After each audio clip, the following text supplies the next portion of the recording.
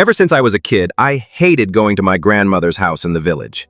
It wasn't that she was mean or anything, she was the kindest soul you could imagine. But there was something about that old house, something that watched me. I always felt it, especially in the guest bedroom. That room had a tall antique mirror bolted to the wall, carved wood frame cracked in one corner, and a strange humming sound that sometimes came when the lights were off.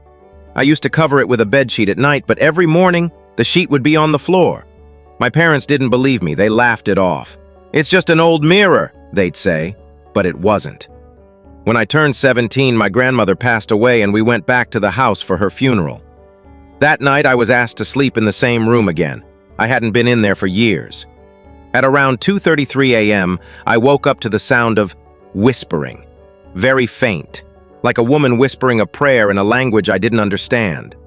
I turned on my phone's flashlight, and the mirror was uncovered. I swear I had covered it before sleeping. And then, I saw it. My reflection wasn't mine. It looked like me, but the eyes were black, completely black, and it was smiling. I froze, I blinked, and the reflection tilted its head before I did. It moved on its own. That's when the whispering grew louder. The air in the room became thick, like breathing through a wet cloth. I couldn't scream, couldn't move. Then it spoke. Not from the mirror, but from behind me. "You're not supposed to be here. Yet." I turned. Nothing. But the reflection was gone. The mirror was empty. Just a dark void. And then, the sound of nails scratching from inside the glass started. That was the first night I knew something lived in that mirror. Not a ghost, not a demon, something older, something worse. A Jinn. The next morning, I didn't tell anyone what happened. Who would believe me? But something had changed. I could feel it. It was like something had followed me from the mirror, something that wasn't supposed to cross over.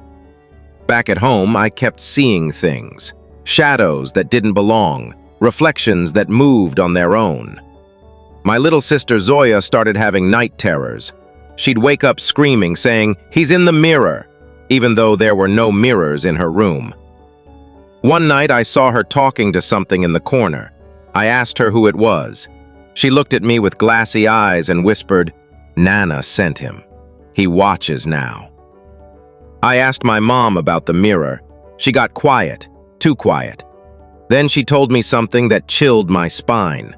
When your grandmother was young, she found that mirror buried in the desert. Your great-grandfather told her to never speak to the one inside, never answer when it calls. But she did. She always did. That night, I saw Zoya talking to her reflection again, only her lips weren't moving. The mirror version of her was. I grabbed her and pulled her away. She started crying, not out of fear, but anger. "Why did you stop me? He was going to show me Nana." I felt ice crawl down my spine. I'd never told her what I saw. I never mentioned what Grandma had said about the mirror. That night, Zoya stopped eating. She wouldn't sleep, and every time I caught her looking in any mirror, she was whispering, "Let me in, let me in." I broke every mirror in the house, even the bathroom ones, but it didn't help. Zoya began drawing, sketches of a tall, shadowy woman with no eyes, a mouth full of nails. Her drawings weren't just disturbing, they looked ancient, like script from some cursed manuscript. Then one night my phone buzzed. Unknown number, a message. "You saw me. Now I see you." Attached was a photo. It was me, sleeping, taken from inside my room, but the walls were covered in mirrors. I don't have mirrors in my room. I showed the picture to my parents. They said it was probably a prank. So I did what no one should ever do. I went back to my grandmother's house, alone. The guest bedroom was untouched, but the mirror, it was gone. In its place, a black burned-out outline on the wall, and scratch marks, like fingernails dragged across wood. Then I saw something I'd never seen before, a small hatch on the floor beneath the old rug. I opened it. Steps, leading down, into darkness. Only I went down. Phone flashlight in hand, heart in my throat.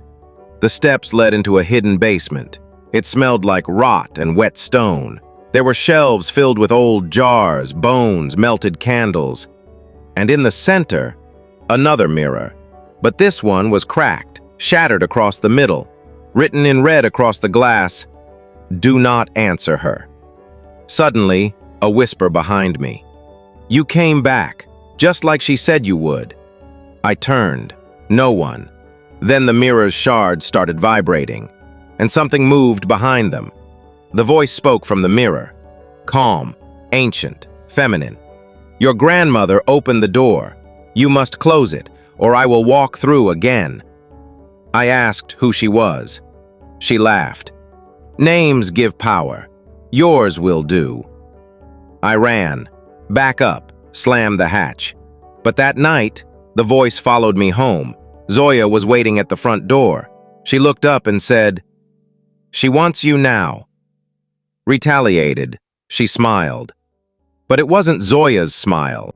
Zoya collapsed the next day. Doctors couldn't explain it. They said it was extreme fatigue, sleep paralysis, night terrors. But I saw the truth.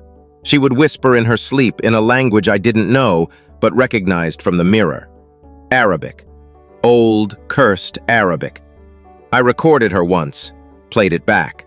My phone exploded, literally overheated and shattered. She was speaking to the Jinn. I went back to the village, desperate.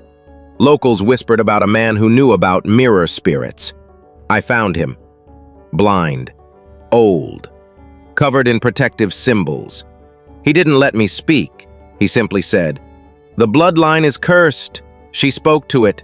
Now it owns your shadow." He handed me a small pouch. "Burn this under moonlight. Say nothing. If it speaks to you, don't answer. Wur." I asked what was in the pouch. He said one word, "Salt, and your grandmother's hair. Os." That night I followed his instructions. Lit a fire under the full moon. Burned the pouch. And it screamed. Not from the flames, from inside me. I felt something rip away, like a leash snapping. Then, silence. I went home. Zoya was awake, smiling, normal, but then she whispered, "You let her out."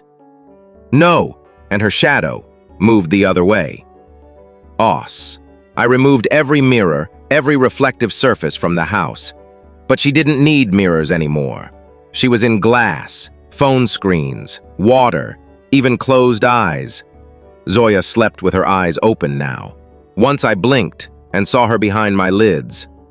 "You're mine now," she said, "just like your grandmother." No, I understood. Nana didn't die naturally. She was taken. No. I checked my back in the reflection of a spoon. A black sigil burned into my skin. The same one from the mirror basement. I researched for days. The mark meant servant. I wasn't just haunted, I was becoming hers. Unless I ended it, the right way. I needed to return the mirror, bury it where Nana found it. But I'd have to survive the journey, and the Jinn doesn't like goodbyes. No. The desert was endless. I found the spot marked on an old map in Nana's Quran. A deep hole in the sand, sealed with wax and salt. I threw the mirror pieces in, burned what was left, chanted verses I barely understood. For a moment, peace. But then the sky turned black. Sand rose like a tidal wave. She came out of the wind and whispered, "No one leaves." I woke up buried in sand, but not dead, alive and not alone. The mirror was next to me. Whole again. I heard my name echoing through the dunes. Dozens of voices. Then silence. I clawed my way out, but something crawled with me. It wore my face. I returned home, but Zoya screamed when she saw me. "You're not my brother!" I looked in the window. The reflection smiled. Not me, her. The Jinn. She didn't stop me. She used me. She became me. Now I walk among my family, and no one knows. The real me is still trapped inside the mirror. I leave this here as a warning. Do not speak to your reflection if it answers back. Do not keep old mirrors in your house. And if you ever see someone smile in a reflection before they do in real life, run. She's still out there, watching, waiting. And next time, she won't need a mirror at all.